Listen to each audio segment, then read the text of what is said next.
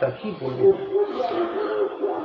দেখুন, বিজেপি যে একটা ভয়ঙ্কর শক্তি, ফ্যাসিবাদী শক্তি, এটা মানুষ ক্রমশই বুঝতে পারছেন এবং বুঝতে পারবেন।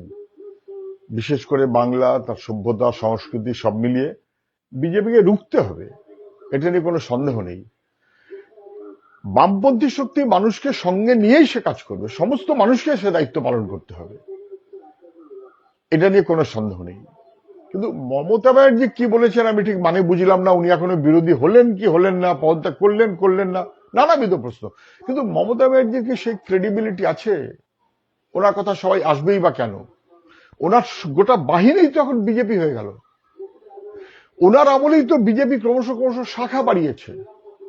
উনিই তো বলেছিলেন বিজেপি আমার ন্যাচারাল অ্যালি, বিজেপিকে ফ্রন্টে এনে লড়বো। কে বলেছিলেন? উনি পশ্চিমবাংলায় বিজেপিকে ইনস্টল করে দিয়েছেন। এ অপরাধটা ওনার, এ দায়িত্বটা ওনার, কোনো সন্দেহ নেই। ফলে ওনার সেই ক্রেডিবিলিটি নেই। সারা দেশে যখন বিজেপির বিরুদ্ধে সবাইকে একজোট করার কথা হচ্ছে, তখনও মমতা ব্যানার্জির রোল ছিল বিরোধী ঐক্যে ফাটল ধরানো। উনি সবাইকে এক করে করবেন, এসব কষ্ট কল্পনা, এসবের কোনো মানে হয় না। বিজেপিকে ঠেকাতে হবে ফ্যাসিবাদী শক্তি, বামপন্থীরা সে দায়িত্ব নেবে। গণতান্ত্রিক ধর্মনিরপেক্ষ সমস্ত শক্তিকে ঐক্যবদ্ধ করেই সে দায়িত্ব বামপন্থীরাই নেবে। মানুষ নিশ্চয়ই সেই মনোভাব গ্রহণ করবেন।